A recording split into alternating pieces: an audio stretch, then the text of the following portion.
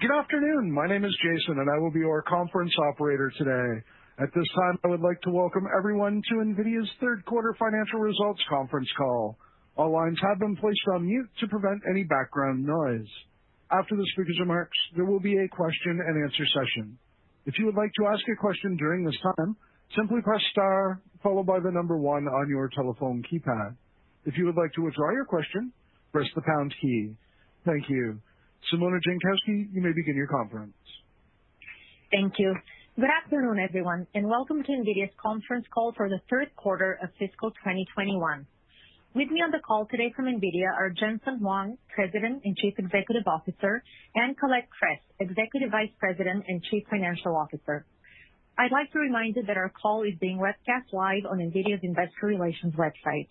The webcast will be available for replay until the conference call to discuss our financial results for the fourth quarter of fiscal 2021. The content of today's call is NVIDIA's property. It can be reproduced or transcribed without our prior written consent. During this call, we may make forward-looking statements based on current expectations. These are subject to a number of significant risks and uncertainties, and our actual results may differ materially.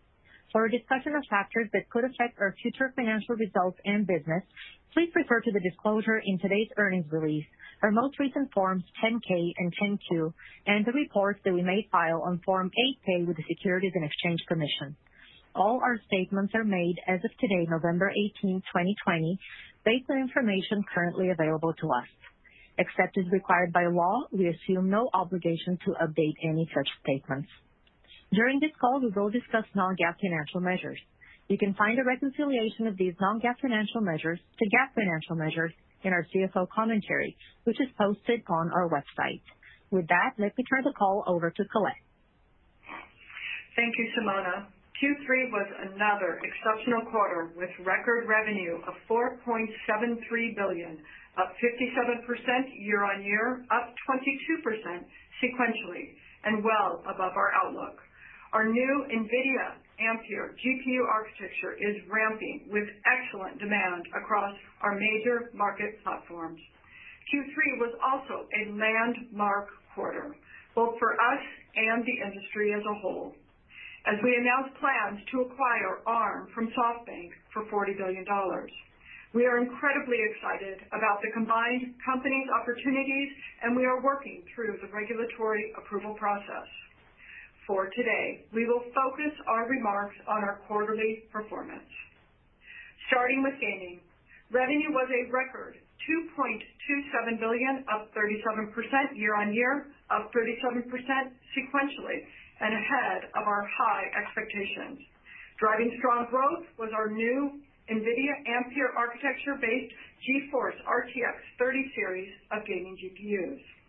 The GeForce RTX 3070, 3080, and 3090 GPUs offer up to 2 times the performance and 2 times the power efficiency over the previous Turing-based generation.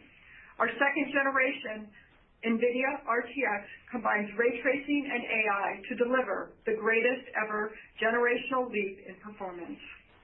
First announced on September 1st and ranging in price from $499 to $1,499, these GPUs have generated amazing reviews and overwhelming demand.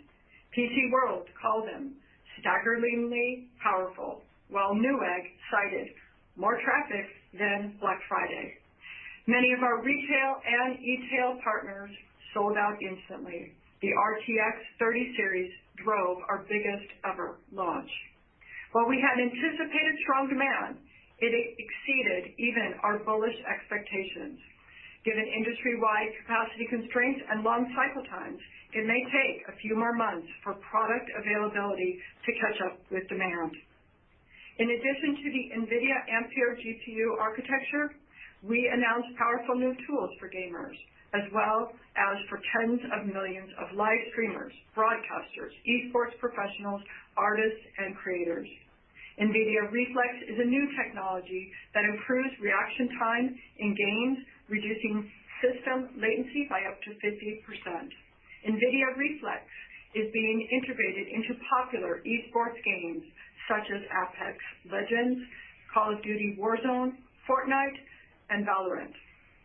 NVIDIA Broadcast is a universal plugin for video conferencing and live streaming applications that enhances the quality of microphones, speakers, and webcams with NVIDIA AI effects, such as audio noise removal, virtual background effects, and webcam audio frame.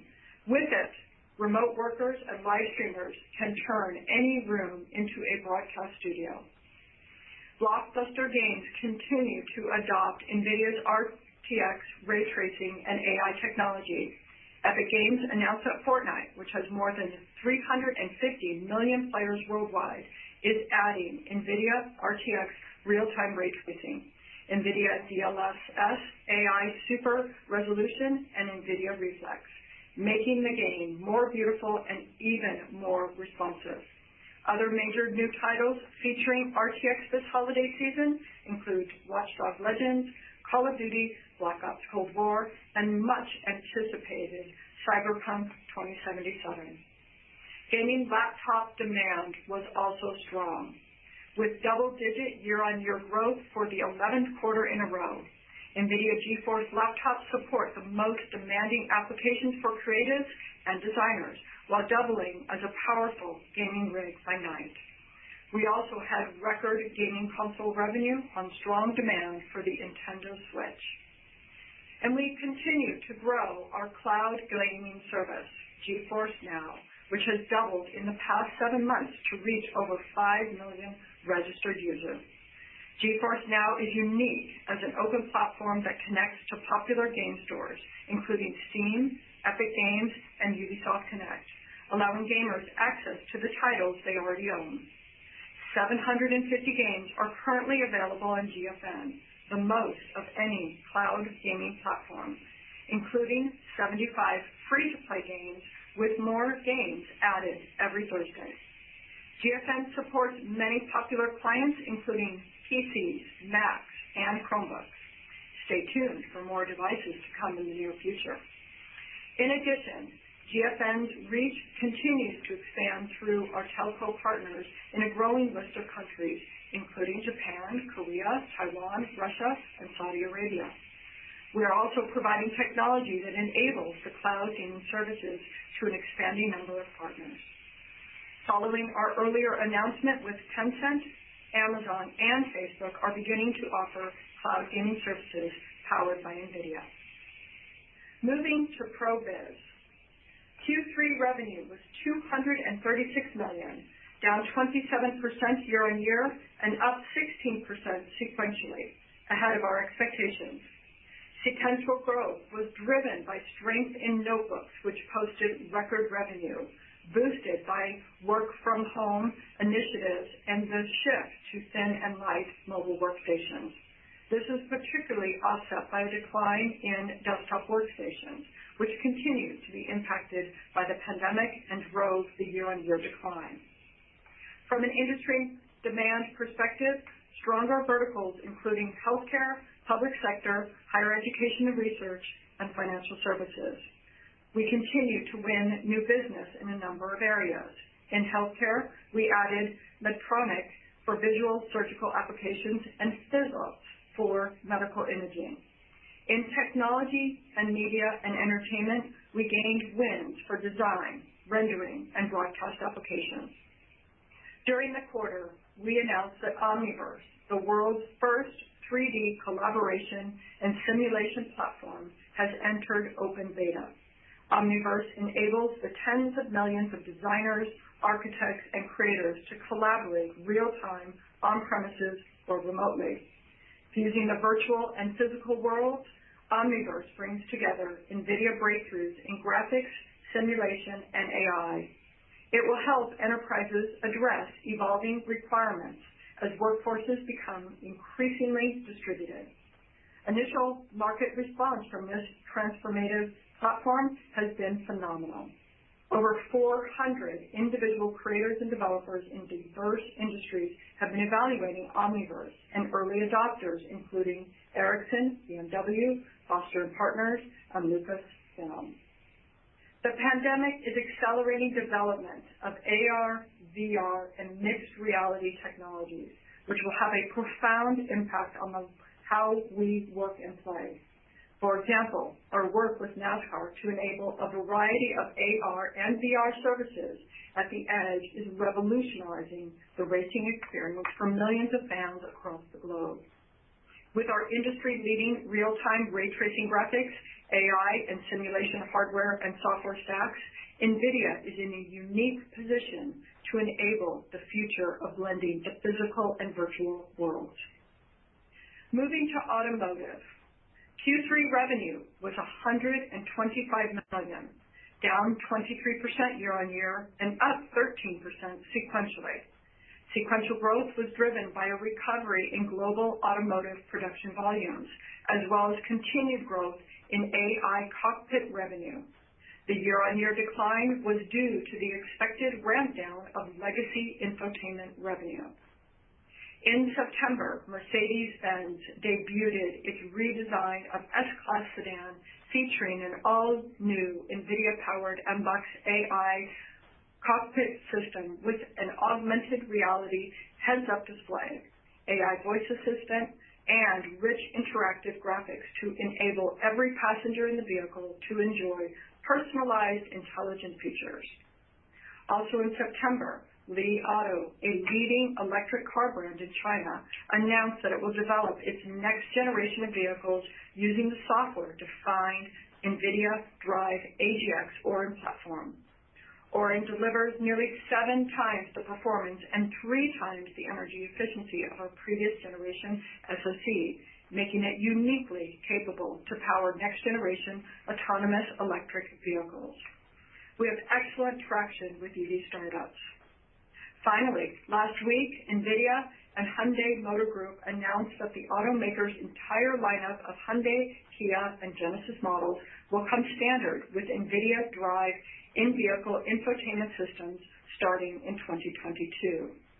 This feature-rich software-defined computing platform will allow vehicles to be perpetually upgraded with the latest AI cockpit features. Now moving to data center. Revenue was a record $1.9 billion, up 162% year-over-year and up 8% sequentially. Driving growth was a strong ramp of our A100-based platforms, continued growth with Mellanox, and record T4 shipments for inference. Let me give you a little bit of color on each. Our new NVIDIA Ampere architecture gained further adoption by cloud and hyperscale customers and started ramping into vertical industries. Over the past weeks, Amazon Web Services, Oracle Cloud Infrastructure, and Alibaba Cloud announced general availability of the A100 following Google Cloud Platform and Microsoft Azure. A100 adoption by vertical industries drove strong growth as we began shipments to server OEM partners whose broad enterprise channels reach a large number of end customers. We also ramped the DGX A100 server and began shipping NVIDIA DGX SuperPods, the first turnkey AI infrastructure. These range from 20 to 140 DGX A100 systems interconnected with Mellanox's HDR InfiniBand networking and enable customers to install incredibly powerful AI supercomputers in just a few weeks' time. In fact, we have announced plans to build an 80-node DGX SuperPod with 400 petaflops of AI performance called Cambridge One, which will be in the UK's fastest AI supercomputer. It will be used by NVIDIA researchers for collaborative research within the UK's AI and healthcare community across academia, industry, and startups. It joins other systems in NVIDIA's complex of AI supercomputers, powered by our R&D and autonomous vehicles, conversational AI, robotics, graphics, HPC, and other domains. This includes Selene, now the world's 5th fastest supercomputer and fastest commercial supercomputer, and a new NVIDIA DGX SuperPod, which ranks first on the Green 500 list of the world's most energy-efficient supercomputers. A great example of the tremendous opportunities for AI in healthcare is our new partnership with GSK for applying computational to the drug and vaccine discovery process. GSK's London-based AI hub will utilize biomedical data, AI methods, and advanced computing platforms to unlock genetic and clinical data with increased precision and scale.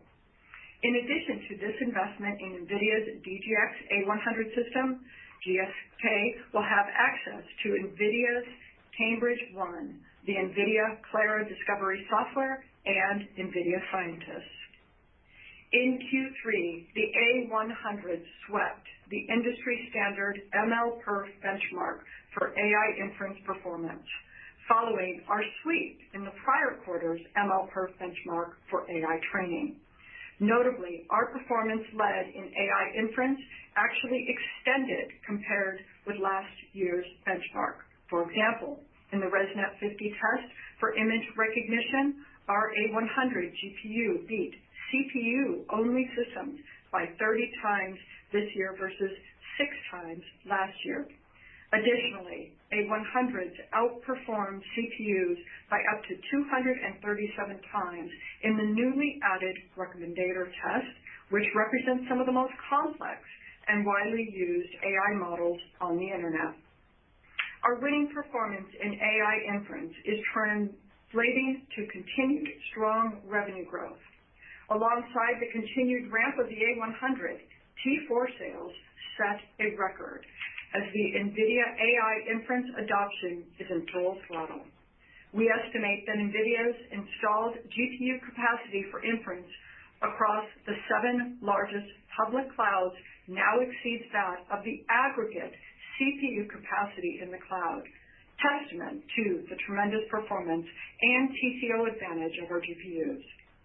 Hundreds of companies now operate AI-enabled services on NVIDIA's inference platform, including the A100 or T4 GPU and our Triton inference serving software. For example, Tencent uses NVIDIA AI inference to recommend video, music, news, and apps, supporting billions of queries per day. Microsoft uses NVIDIA AI inference for grammar correction in Microsoft Office, supporting 500 billion queries a year. And American Express uses it for real-time fraud detection. We also gained tremendous traction in supercomputing. We announced that NVIDIA technology, including Ampere architecture GPUs and HDR InfiniBand networking, will power 5 systems awarded by EuroHPC, a European initiative to build exascale supercomputing. This includes Trinica, a university consortium in Italy and one of the world's most important supercomputing centers, which will use NVIDIA's accelerated computing platform to build the world's fastest AI supercomputer. Trinica supercomputer named Leonardo advances the age of exascale AI, delivering 10 exaflops of AI performance to enable AI and high-performance computing converged application use cases. It is built with nearing 14,000 NVIDIA Ampere architecture-based GPUs and Mellanox HDR 200 gigabit per second InfiniBand networking. And just the released top 500 list of supercomputers show that NVIDIA GPUs or networking powered nearly 70% and 8 of the 10 top supercomputers on the list. Mellanox had another record quarter with double-digit sequential growth well ahead of our expectations, contributing 13% of overall company revenue. The upside reflected sales to a China OEM that will not recur in Q4. As a result, we expect a meaningful sequential revenue decline for Mellanox in Q4, though still growing 30% from last year. Mellanox reached record revenue in both InfiniBand and Ethernet, driven by cloud, enterprise, and supercomputing customers. Strong demand for high-performance interconnects, where Mellanox is the leader, is being fueled by AI and increasingly complex applications which demand faster, smarter, more scalable networks. As the data center becomes the new unit of computing in the age of AI, Mellanox networking is foundational to modern scale-out architectures. At GTC in October, we unveiled the Bluefield 2 DPU, or Data Processing Unit, a new kind of processor which offloads critical networking, storage, and security tasks from the CPU. A single Bluefield 2 DPU can deliver the same data center services that consume up to 125 CPU cores. This frees up valuable CPU cores to run a wide range of other enterprise applications. In addition, it enables zero-trust security features to prevent data breaches and cyber attacks, and accelerates overall performance. VMware announced that it will offload, accelerate, and isolate its industry-leading ESXi hypervisor with NVIDIA's Bluefield 2 DPU, boosting vSphere and data center performance and efficiency. We also unveiled our 3-year DPU roadmap, unifying Mellanox's leading network capabilities with NVIDIA's GPUs and the new NVIDIA DOCA, or Data Center on a Chip architecture. Software development kit for building DPU-accelerated applications. We believe that over time, DPUs will ship on millions of servers, unlocking a $10 billion total addressable market. Bluefield 2 is sampling now with major hyperscale customers and will be integrated into the enterprise server offerings of major OEMs. This was our busy period for product launches. Earlier this week at Supercomputing 20, we announced the new double-capacity A100 80GB GPUs and GGX systems for organizations to build, train, and deploy massive AI models. We also announced the new DGX Station A100, a powerful workgroup server with 4 A100 GPUs and a massive 320 gigabyte GPU memory for data scientists and AI researchers working in offices, research facilities, labs, or at home. All these additions to the NVIDIA Ampere architecture family of products will be available early next year. At SC20, we also announced the next generation NVIDIA Mellanox 400 gigabit per second InfiniBand architecture, giving AI developers and scientific researchers the fastest available networking performance. This doubles data throughput and adds new in-network computing engines to provide additional acceleration. Solutions based on this new architecture are expected to sample in the second quarter of calendar 2021. Moving to the rest of the P&L. Q3 GAAP gross margins was 62.6% and non-GAAP gross margin was 65.5%. GAAP gross margin declined year on year, primarily due to charges related to the Mellanox acquisition, partially offset by product mix. The sequential increase was driven by the absence of non-recurring inventory step-up expense related to the Mellanox acquisition. Non-GAAP gross margins increased by 140 basis points year on year, reflecting a shift in product mix with higher data center sales, including the contribution from Mellanox. Non-GAAP gross margin was down 50 basis points sequentially, in line with our expectations, driven by product mix. Q3 GAAP operating expenses were $1.56 billion, and non-GAAP operating expenses were $1.1 billion, up 6% and 42% from a year ago, respectively. Q3 GAAP EPS was 2.12, up 46% from a year earlier, and non-GAAP EPS was 2.91, up 63% from a year ago. Q3 cash flow from operations was $1.28 billion. With that, let me turn to the outlook for the fourth quarter of fiscal 2021. As a reminder, Q4 includes a 14th week, which we expect to be incrementally addition to revenue and operating expenses. We expect gaming to be up sequentially in what is typically a seasonally down quarter as we continue to ramp up our new RTX 30 series products. We expect data center to be down slightly versus Q3. With that, we expect computing products to grow in the mid-single digits sequentially, more than offset by sequential decline in Mellanox. We expect continued sequential growth in auto and ProViz, though not yet returning to year-on-year growth, and we expect a seasonal decline in OEM. Revenue is expected to be $4.8 billion, plus or minus 2%. GAAP and non-GAAP gross margins are expected to be 62.8% and 65.5%, respectively, plus or minus 50 basis points. GAAP and non-GAAP operating expenses are expected to be approximately $1.64 billion and $1.18 billion, respectively. GAAP and non-GAAP other income and expenses are both expected to be an expense of approximately $55 million. GAAP and non-GAAP tax rates are both expected to be 8%, plus or minus 1%, excluding discrete items. Capital expenditures are expected to be approximately $300 million to $325 million. Further financial details are included in the CFO commentary and other information available on our IR website. In closing, let me highlight upcoming events for the financial community. We'll be virtually attending the Credit Suisse Technology Conference on November 30th, Wells Fargo TMT Summit December 1st, and the UBS TMT Conference on December 7th. Our earnings call to discuss the fourth quarter and full year results is scheduled for Wednesday, February 24th.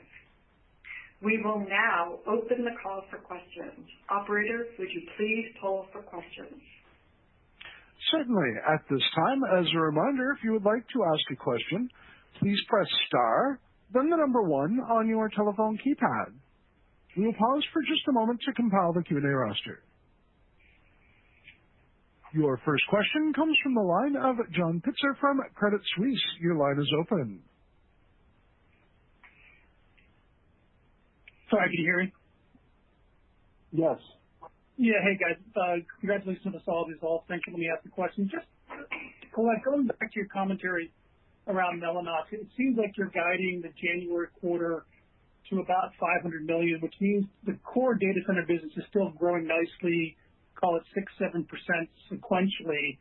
I'm just kind of curious, when you look at the core data center business, I know there's not a direct correlation to server business, but we're clearly going through a cloud digestion in server and core vertical markets, enterprise for servers are weak. When you look at your core data center business, do you feel as though that's having an impact, and this is sort of the digestion that you saw kind of in late fiscal 19 into 20, but you're doing it still growing significantly year over year? Or how would you characterize the macro backdrop? Sure. Let me sure we clarify for those also on the call. Yes, we expect our data center revenue in total to be down slightly quarter over quarter. The computing products, NVIDIA computing products, is expected to grow in the mid-single digits quarter over quarter as we continue the NVIDIA AI adoption, and particularly as A100 continues to ramp. Our Mellanox networking is expected to decline meaningful quarter over quarter as sales to that China OEM will not recur in Q4, though we still expect the results to be growth of 30% or more year over year. The timing of some of this business therefore shifted from Q4 to Q3, but overall H2 is quite strong. So in referring to overall digestion, the hyperscale business remains extremely strong. We expect hyperscales to grow quarter over quarter in computing products as A100 continues to ramp. The A100 continues to gain adoption, not only across those hyperscale customers, but again, we're also receiving great momentum in inferencing with the A100 and the T4. I'll turn it over here to Jensen to see if he has more that he would like to add. Yeah, Colette captured it very well. The only thing that I would add is that our inference initiative is really gaining great momentum. Inference is one of the hardest computer science problems. Compiling these gigantic neural network computational graphs into our target devices really has proven to be really hard. The models are diverse, ranging from vision to language to speech, and there's so many different types of models being created. The model sizes are doubling every couple of months. The latency expectations are increasing all the time, or latency is decreasing all the time. And so the pressure on inference is really great. The technology pressure is really great, and our leadership there is really pulling ahead. We're in our 7th generation TensorRT. We over the course of the last couple of years developed an inference server. It's called Triton. Has been adopted all over the place. We have several hundred customers now using NVIDIA AI to deploy their AI services. This is from the early innings, and I think this is going to be our largest near-term growth opportunity. So we're really firing on all cylinders there, between the A100s ramping in the cloud, A100s beginning to ramp in enterprise, and all of our inference initiatives are really doing great. Jensen, maybe to follow on there, just on the vertical markets, clearly work from home and COVID this year kind of presented a headwind to new technology deployments on-prem. I'm kind of curious if we expect sort of an enterprise recovery in general next year, how do you think that will translate into your vertical market strategy? And is there anything else above and beyond that you can do to help accelerate penetration of AI into that end market? Yeah, John, that's a good point. I mean, it's very clear that the inability to go to work is slowing down the adoption of new technology in some of the verticals. Of course, we're seeing rapid adoption in certain verticals, like, for example, using AI in healthcare to rapidly discover new vaccines and early detection of outbreaks and robotic applications. So warehouses, digital retail, last mile delivery. We're just seeing just really great enthusiasm around adopting new AI and robotics technology. But in some of the more traditional industries, new capabilities and new technologies are slower to deploy. One of the areas that I'm really super excited about is the work that we're doing in remote work and making it possible for people to collaborate remotely. We have a platform called Omniverse. It's an early beta. The feedback from the marketplace has been really great, and so I've got a lot more to report to you guys in the upcoming months around Omniverse. And so, but anyways, I think when the industry recover, we serve. Our fundamental purpose as a company is to solve the greatest challenges that impact industry where ordinary computers can't. And these challenges serve some of the most important applications in the verticals that we address. And they're not commodity applications. They're really impactful, needle-moving applications. So I have every confidence that when the industries recover, things will get designed. Cars will be designed, and planes will be designed, and ships will be designed, and buildings will be designed, and we're going to see a lot of design, and we're going to see a lot of simulation. We're going to see a lot of robotics applications. Once again, as a reminder, if you would like to ask a question, please press star, then the number 1 on your telephone keypads. To get as many analysts in as possible, please just ask one question. If you would like a follow-up, please re-queue. Your next question comes from the line of C.J. Muse from Evercore. Your line is open. Yeah, good afternoon. Thank you for taking the question. You talked about in your prepared remarks limited availability of capacity components. You suggested perhaps a few months to catch up. curious if you can speak to the visibility that you have for both gaming and data center into your April quarter. Yeah. Colette, do you want me to take that real quick, and then you can help me out? Yes, absolutely. And so CJ, first of all, we have a lot of visibility into the channel, as you know, especially for gaming, and we know how many weeks of inventory is in what parts of the channel. We've been draining down the channel inventory for Turing for some time. Meanwhile, we've also expected a very, very successful launch with Ampere, and even with our bullish demand expectations and all of the Amperes that we built, which is one of the fastest ramps ever, the demand is still overwhelming. And there's, I guess, in a lot of ways, it's kind of expected. The circumstances are it's been a decade since we've invented a new type of computer graphics. 10 years ago, we invented a programmable shader, and it's set the industry on a course to create a type of images that we see today. But it's very clear that the future is going to look something much, much more beautiful. And we invented NVIDIA RTX to do that. And it has two capabilities, one based on ray tracing and the other one's based on artificial intelligence image generation. The combination of those two capabilities is creating images that people are pretty ecstatic about. And at this point, it's defined the next generation content. And so it took us 10 years to invent it. We launched it 2 years ago, and it took our second generation to really achieve the level of quality and performance that the industry, that the gamers really expect. And now the demand is just overwhelming. And so we're gonna continue to ramp fast, and this is going to be one of our most successful ramps ever. And it gives our install base of some 200 million plus GeForce gamers the best reason to upgrade in over a decade. And so this is going to be a very large generation for us, is my guess. And then with respect to data center, we're ramping into A100. A100 is our first generation of GPUs that does several things at the same time.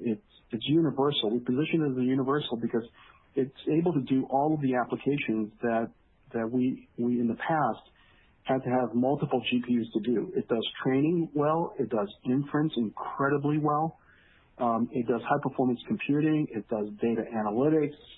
And so it's able, the Ampere architecture is able to do all of this at the same time. And so the utilization for data centers is and the utility is really, really fantastic. And the reception has been great.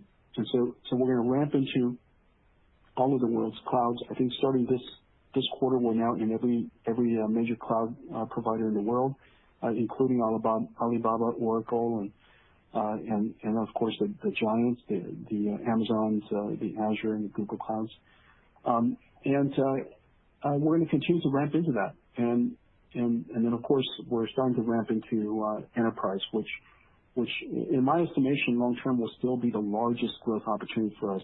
Turning every industry into an AI, turning every company into AIs, and augmented with AI, and bringing the iPhone moment to all of the world's largest industries.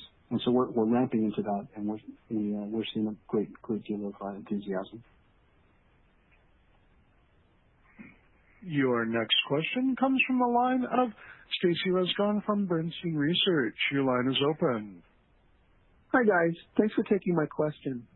You said that the extra week was contributing incrementally to revenue and OpEx. Can you give us some feeling for how much it's contributing to revenue and OpEx in Q4? And does that impact, at least on the revenue side, differ, say, between like gaming and data center? And then how should we think about it impacting seasonality into Q1 as that extra week rolls off? Sure. Let me try this one, Jensen. Yes, we've incorporated that 14th week into our guidance for both revenue and OpEx. We will likely have incrementally positive impact on revenue, although it is tough to quantify. Okay. Our outlook also reflects incremental OpEx for Q4 in primarily two different areas in terms of compensation and depreciation. And given that our employees are such a material part of our OpEx, it can be close to 1/14th of the quarter.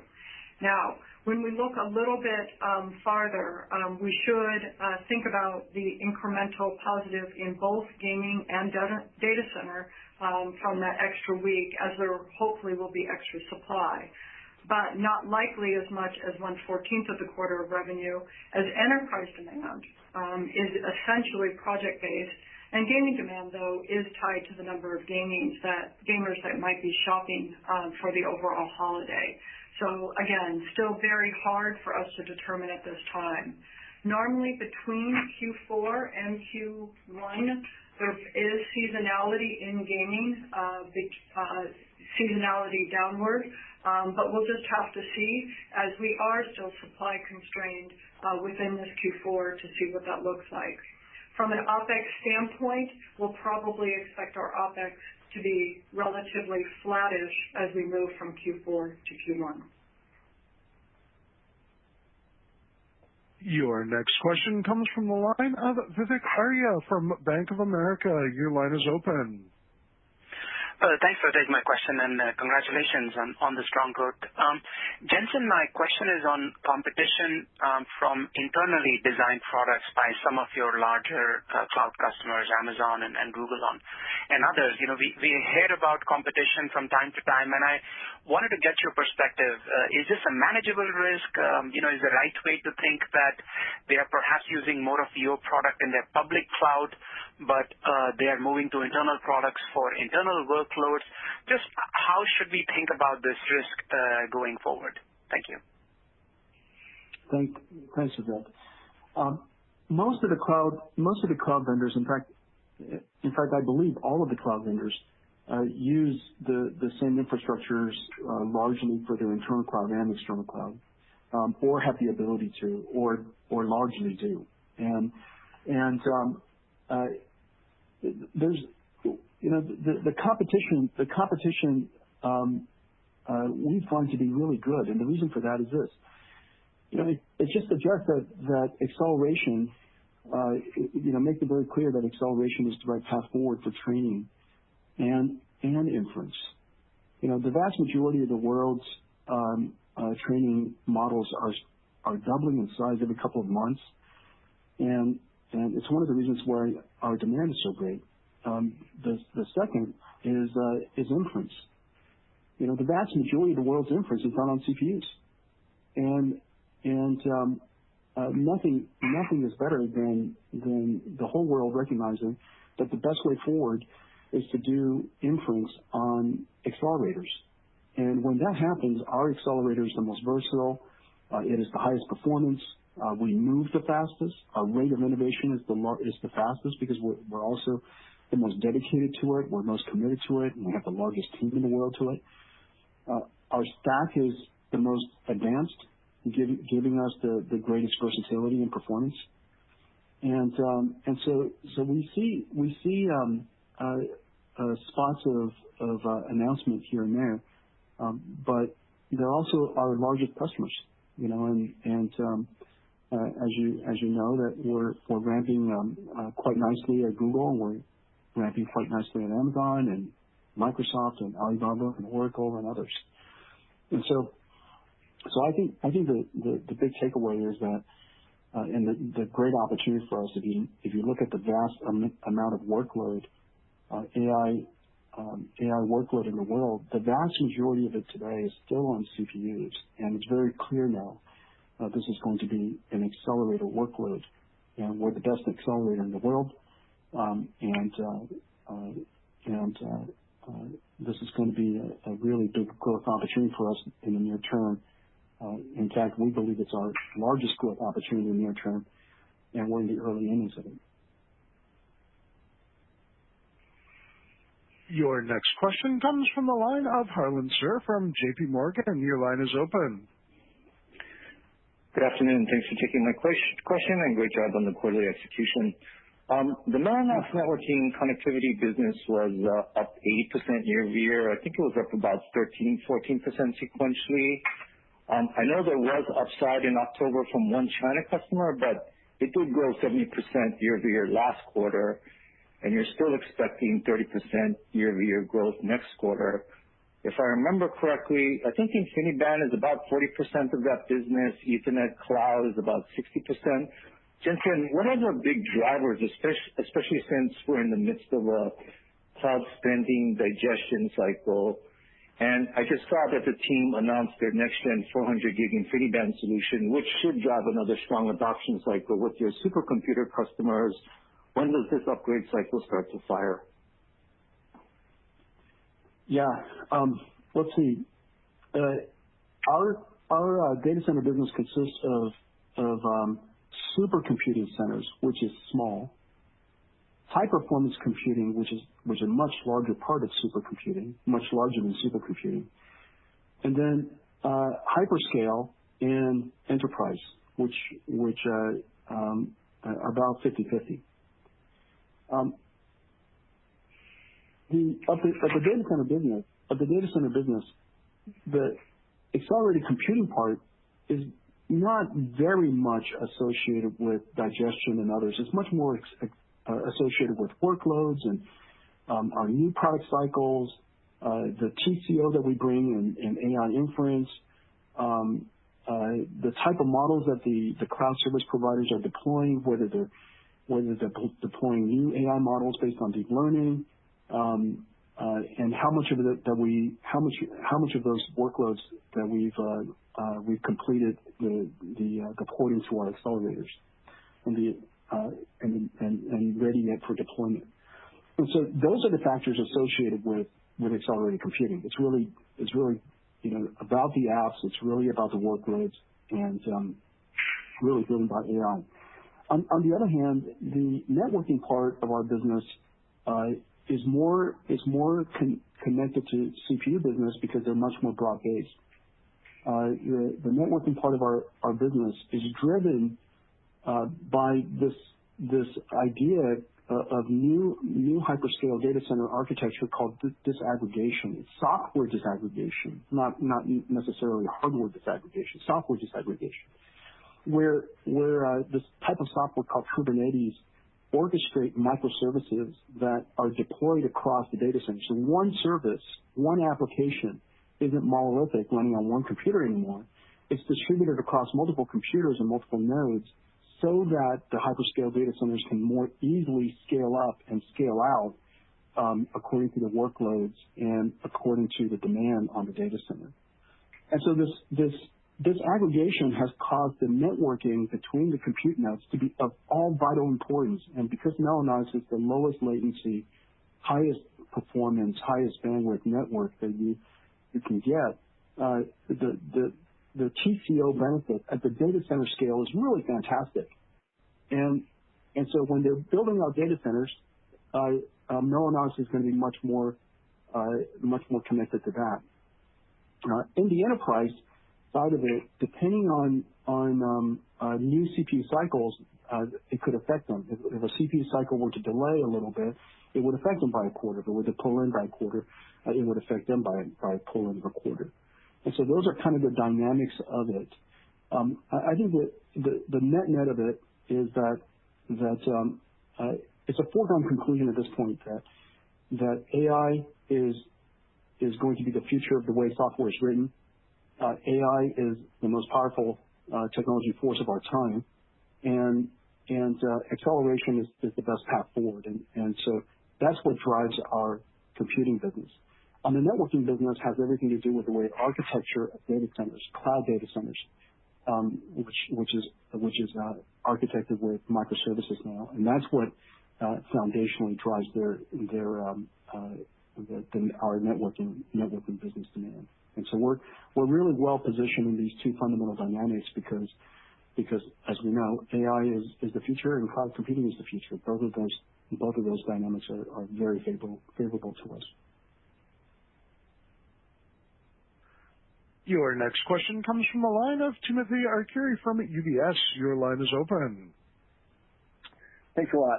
I wanted to ask a question that was asked before in a bit of a different way.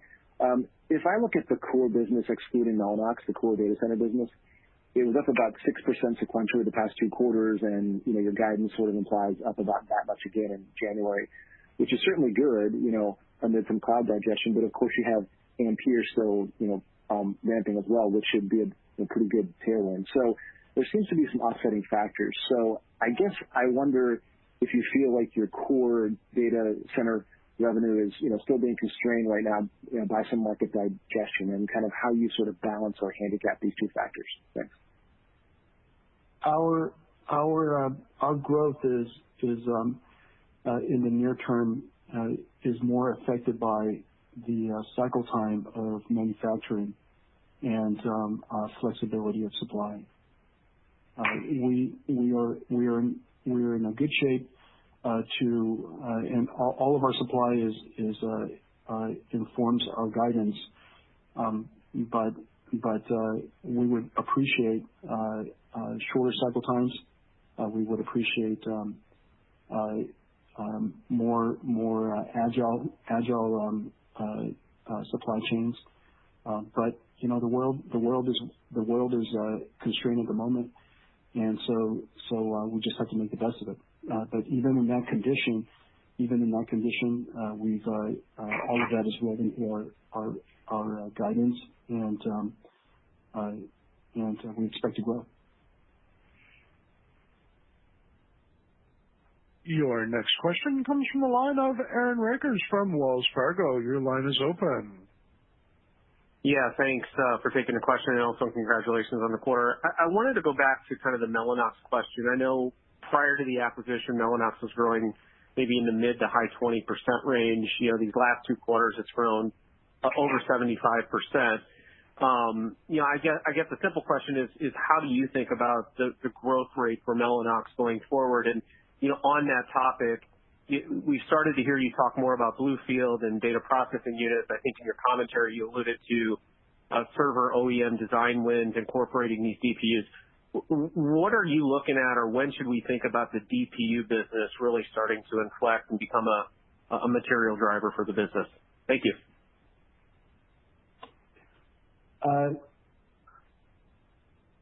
Long term, every computer in the world will be built like a data center.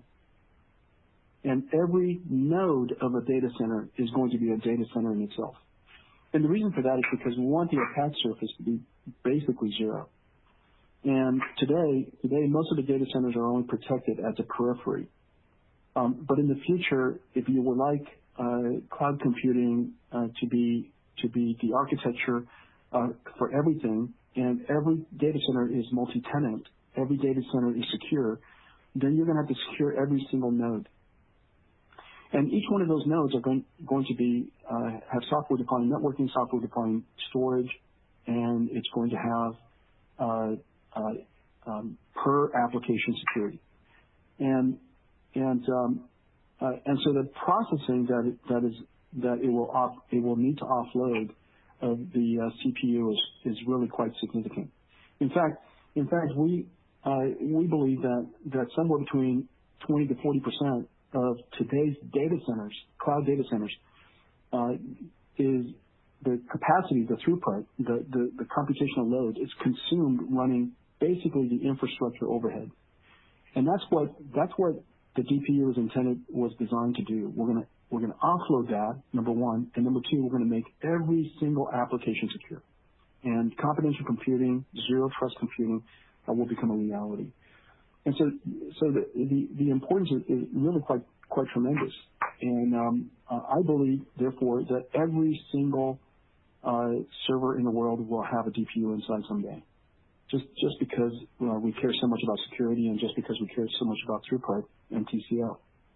It's really the most cost-effective way of building a data center.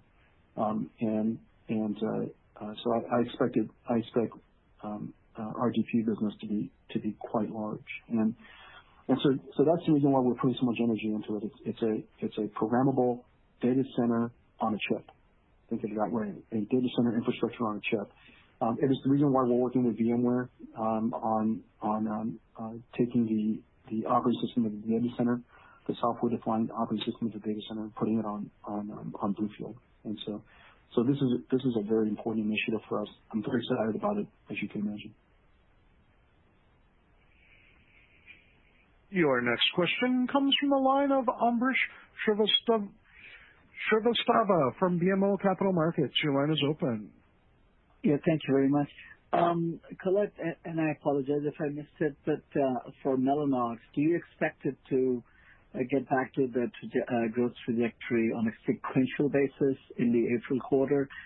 And I'm assuming that the shortfall in the current quarter is from a pull-in from Huawei? So our impact to our Q4 guidance for Mellanox, yes, is impacted by a sale to a China OEM for Mellanox that will not recur in Q4. As we look forth into Q1 of April, we're going to take this a quarter at a time and provide thoughts and guidance for that once we turn the corner to the new fiscal year.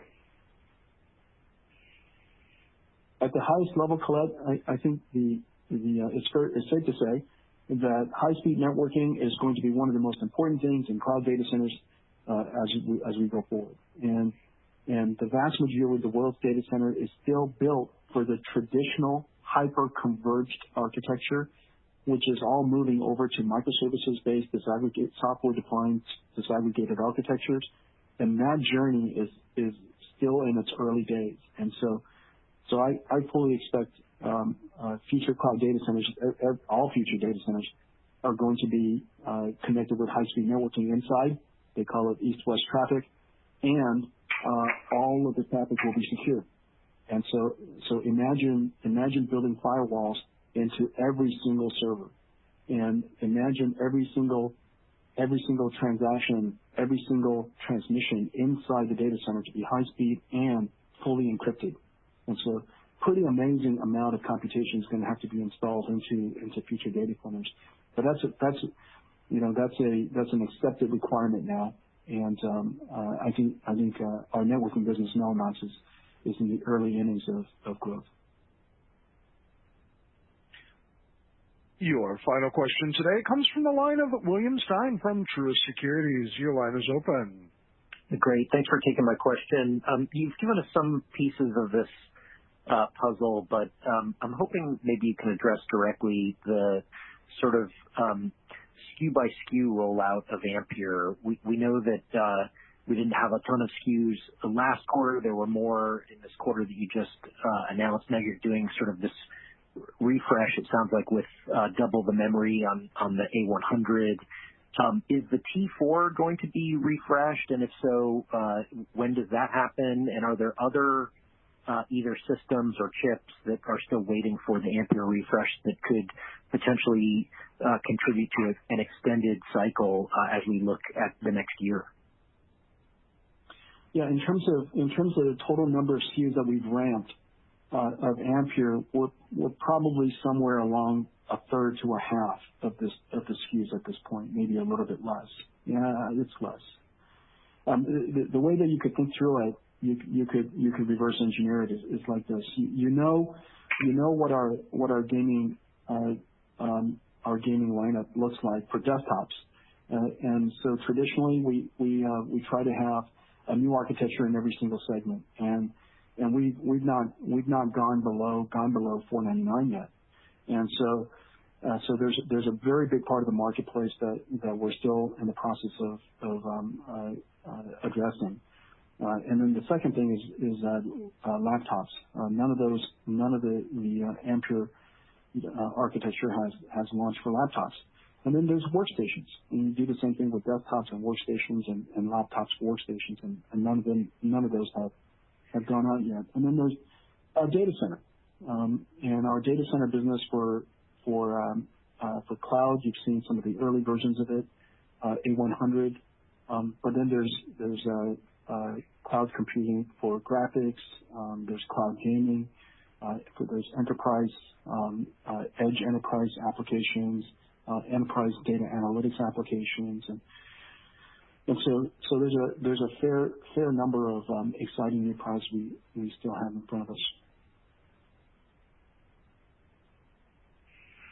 That concludes our Q&A for today. I now turn the call back to Ms. Jankowski for closing remarks. Actually, that'll be for Jensen. My apologies. Okay. Thank you, Simone. This was a terrific quarter. NVIDIA is firing on all cylinders. NVIDIA RTX has reinvented graphics and has made real-time ray tracing the standard of next-generation content, creating the best ever reason to upgrade for hundreds of millions of NVIDIA gamers. AI, where software writes software no humans can, is the most powerful technology force of our time and is impacting every industry. NVIDIA AI again swept ML perf training and now inference as well, extending our leadership in this important new way of doing computing. NVIDIA AI's new Triton inference server, a platform that I will speak a lot more about in the future and a lot more frequently because of its importance, and our full stack optimized platform are gaining rapid adoption to operate many of the world's most popular AI enhanced services, opening a major growth opportunity. Data centers are the new unit of computing. Someday, we believe there will be millions of autonomous data centers distributed all over the globe. NVIDIA's Bluefield DPU programmable data center on a chip and our rich software stack will help place AI data centers in factories, warehouses, 5G base stations, and even on wheels. And with our pending acquisition of ARM, the company that builds the world's most popular CPU, we will create the computing company for the age of AI, with computing extending from the cloud to trillions of devices. Thank you for joining us today. I wish all of you happy holidays, and please do stay safe, and I'll look forward to seeing you guys next time.